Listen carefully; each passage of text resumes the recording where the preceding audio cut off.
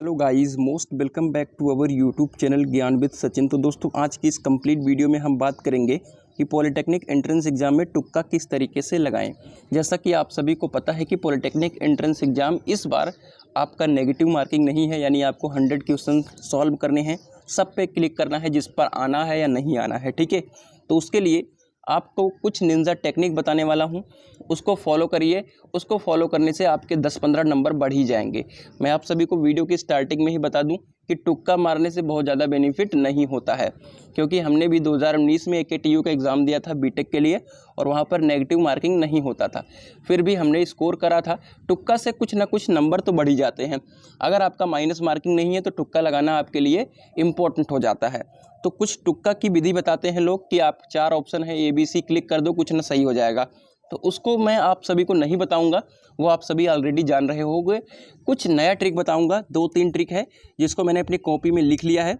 और आपको 50% स्कोर पाना होता है सरकारी कॉलेज के लिए, यानी आप सभी को 220 के आसपास का स्कोर बेहतरीन सरकारी कॉलेज के लिए पाना है।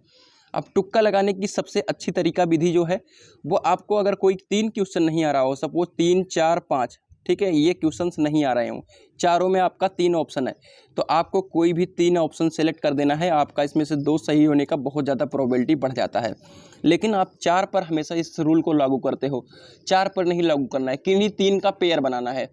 और इन किन्हीं 3 का पेयर बनाते हुए एक चीज़ ध्यान में रखना है, ध्यान से सुन लीजिएगा इस बात को, मैं कान खोल कर बता रहा हूँ, मैं नहीं बता रहा हूँ, आप कान खोल करके सुन लीजिएगा आप सभी, कि 3 जो पेयर है इसके पहले, जैसे क्वेश्चन नंबर 2 में कौन सा ऑप्शन सही था, इस बात का ध्यान रखते हुए लगाना है, ठीक है। क्वेश्चन नंबर 6 में कौन सा ऑप्शन सही होगा, इस बात का ध्यान रखते हुए लगाना है, ठीक है।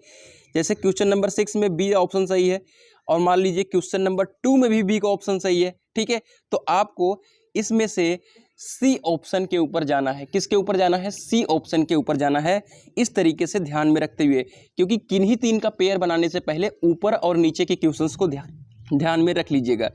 अगर आपको कोई भी क्वेश्चन ना आता हो, लगातार ना आता हो, तब के केस में आपको 4 क्वेश्चन का पेयर नहीं, 3 क्वेश्चन का पेयर बनाना है, और ABC इन तीनों ऑप्शन को ही सिलेक्ट करना है, ठीक है। और पॉलिटेक्निक में C ऑप्शन और D ऑप्शन सबसे ज़्यादा करेक्ट होते हैं, तो इस बात का भी बता दे रहा हूँ कि पॉलिटेक्निक में B, C, D बहुत ज़्यादा करेक्ट होते हैं, ठीक है।